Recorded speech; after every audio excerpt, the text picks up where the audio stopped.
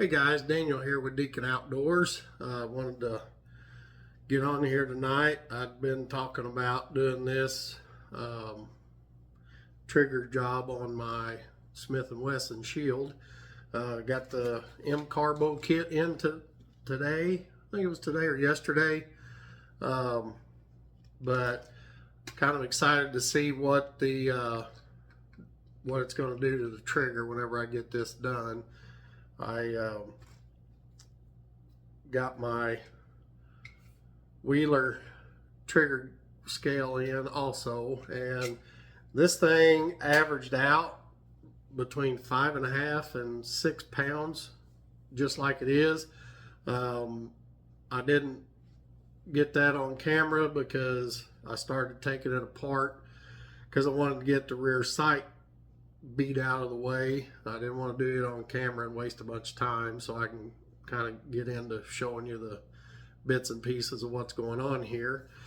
So I'm gonna have a couple camera angles on it. I got my GoPro set up here to film as well, and kind of different scenery tonight. I'm not down in the basement at my bar. I'm just sitting in the kitchen hanging out. Figured I'd just hang out up here with my dog. So also I got my Samson Magwell in. I'm gonna put it on. So like I said, I've already got it started.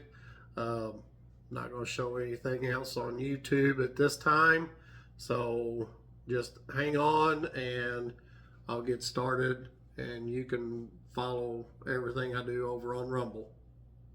See you soon. YouTube, I'm back.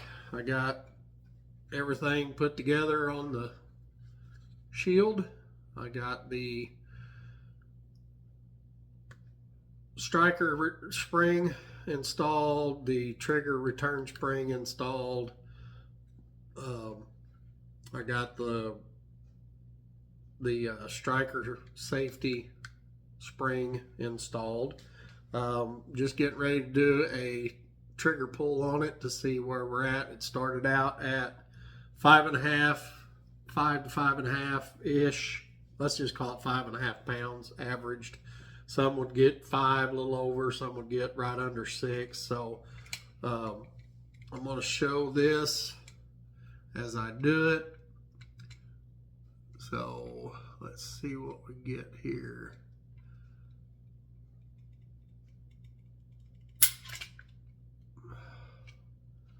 Four and a half.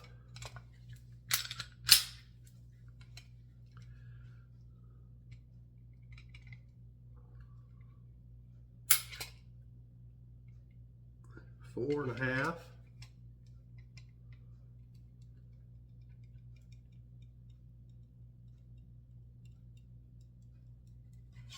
Oh, told you I ain't perfect. Gotta rack the slide.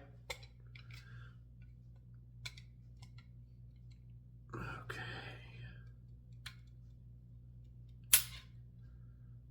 Four and a half. So yeah, it's lighter. I think if I went back and polished everything like M-Carbo did, I'd probably get better, because they did it again. They did get down. They did have a 55, about a 50%, 55% reduction.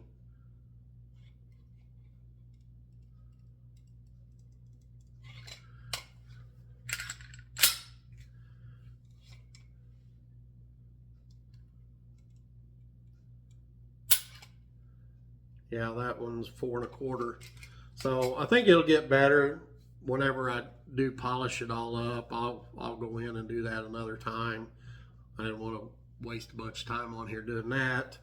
Another thing I did, a Hogue rubber over mold grip on it to give me a little more grip size. It did help a little bit.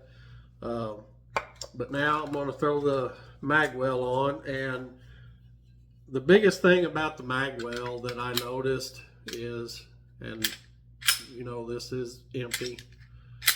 So with the magazine, the 8-round magazine with the mag extension on it, yeah, it is fine to give you a place to put your pinky, but when you need to do a mag change, you have to let go to drop it out, and then you lose your grip. Where this Magwell gives you that place to put that pinky and not have to move it. So this is pretty simple to install. They send you an Allen wrench to help put it on. But basically, there's a little set screw that comes in the end of that, if you can see it up here, and then that expansion nut with a tapered screw in it. So there is a little dimple right there that set screw is going to set into, and then the wedge will go in there in the back of the grip. So once you get your set screw placed, just snap it in, and once it mates up to the bottom of the frame, then you take your Allen screw or Allen wrench and counterclockwise will tighten it up. So that's pretty much it. Now you got a good place to put your pinky. And on the 8-round magazine, the 7-round is not going to fit. So this is only going to work with an 8-round magazine if you decide to do this upgrade. I plan on picking up a few more 8-round magazines, maybe even a +2 or +3, something like that, extended magazine. But if you use the 8-round mags, you have to take that spacer off for it to fit all the way up flush, and then it fits really nice. I got they call this raw instead of the Cerakote black finish. I just thought that'd give it something different. But once you have a hold of it and hit your mag release, your grip don't change, and then you can go right back to without having to change your grip. Now that will work even better once you put a bigger mag release button on there, because I kind of have to twist my hand a little bit to get my thumb on it. But yeah, so that was a few pretty good upgrades for it here. Like I said, as far as the creep,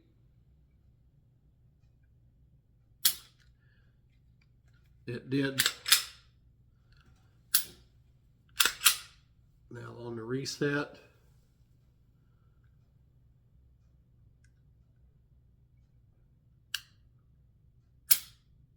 yeah, it made it a little, it made it actually quite a bit better. It don't have as much take up, and then once you hit the wall, it's pretty much there until it snaps, and then the reset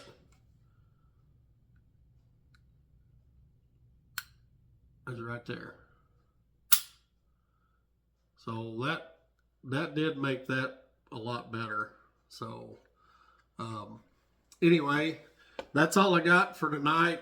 Like I said, I just wanted to share that, and I'm gonna go out here and put this rear sight back in position and lock it down, and then I'm done for now.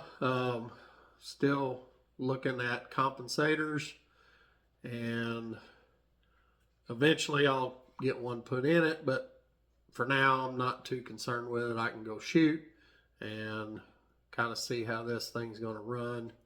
I know it shot decent before, but hopefully with changing the trigger a little bit, it'll make it better. So that's all I got for now, guys. Have a good evening.